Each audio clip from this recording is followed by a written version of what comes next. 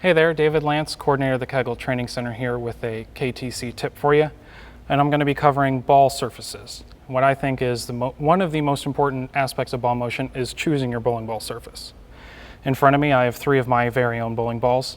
Right here I have the UFO sanded to 500 grit, the Axiom sanded to 2000 or 3000, and then a polished trend.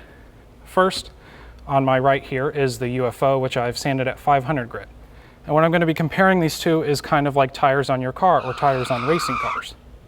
So this one is going to simulate heavy tread or softer tire compound, similar to the racing tires used a couple weeks ago at the Charlotte Roval race for NASCAR.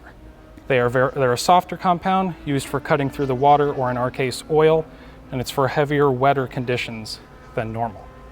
In the middle here is my Axiom at about 2000, 3000 grit, and that's kind of like your all-season tires. It's kind of the middle of the road. It doesn't necessarily have too many advantages on one end or the other. It just kind of gets the job done and is the middle road, like I said. Then on the side here is going to be racing slicks, which is a polished surface. Racing slicks are going to be great for maximum grip on a dry, smoother surface versus a wetter condition. And the disadvantage of this is on a wet condition or an oily condition, it's not going to have any traction at all. It's just going to go sending off to the side.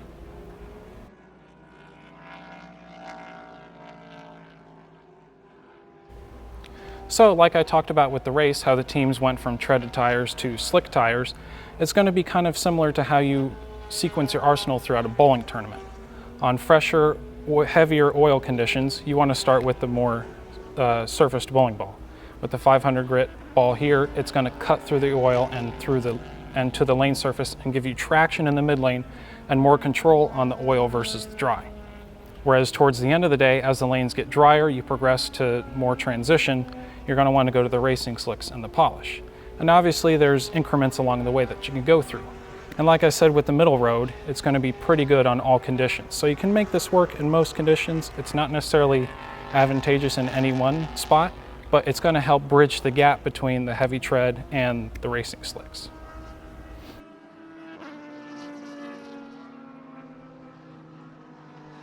So now to talk about for more specific conditions, so let's take example of short oil pattern.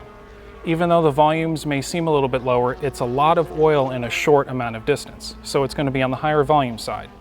Because of that, the sharpness between the wet and dry is going to be very steep on the back of the pattern. Therefore, we want to start with more tread or more surface. This will help control the break point and help the ball be smoother and bog in the oil and then be smoother on the dry back end. Whereas for a longer pattern, you don't want as much surface because again, that volume is now stretched out over a longer distance. Therefore, it's going to be closer to a drier condition. And I'm going to start more towards the 2000 or even lean towards 3000 or 4000 to start. That way, it's going to have less traction in the front, but then once it gets to the back end, it's going to hook up to the lane and get towards the pocket.